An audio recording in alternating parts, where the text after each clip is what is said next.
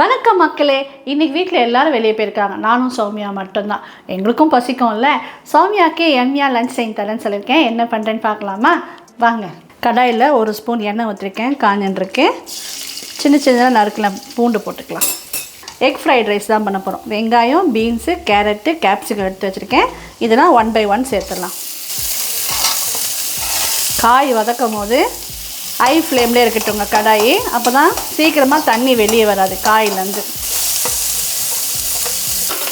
இந்த காயோட கோஸ் கொஞ்சம் நிறையா இருந்தால் ஃப்ரைட் ரைஸ் டேஸ்ட்டாக இருக்குங்க. நல்லா பூ மாதிரி துருவின கோஸையும் போட்டு வதக்கிடலாம். எல்லா காயும் சேர்த்த பிறகு இஞ்சி பூண்டு விழுது எடுத்து வச்சுருந்தேன், அதையும் போட்டுடலாம். கொஞ்சமாக போதும். ஒரு 2 நிமிஷம் நல்லா வதக்கியிருக்கேங்க. இப்போது காயெல்லாம் ஓரம் தள்ளிட்டு இன்னும் கொஞ்சம் எண்ணெய் ஊற்றிக்கலாம். முட்டையில் கொஞ்சமாக மிளகுத்தூள், உப்பு போட்டுக்கலாம்.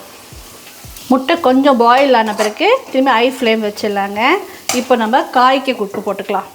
கொஞ்சமாக சோயா சாஸ், ஒரு அழகு அரிசி நல்லா வேறையாக வதச்சி வச்சுருக்கேங்க.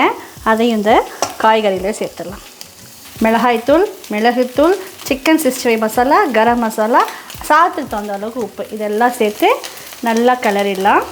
காரம் கம்மியாக இருக்க மாதிரி இருக்குங்க. கொஞ்சமாக இன்னும் கொஞ்சம் மிளகாய்த்தூள் போட்டுக்கிறேன்.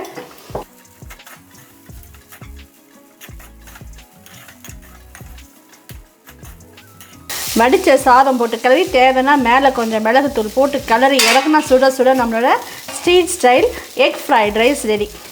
இன்றைக்கி நம்ம வீட்டில் லஞ்ச் என்னன்னு கேட்டிங்கன்னா street style egg fried rice தாங்க. சௌமியா சாப்பிட்டு பார்த்துட்டு எப்படி இருக்குன்னு சொல்லுமா. தேங்க்ஸ் ஃபார் வாட்சிங். பாய்.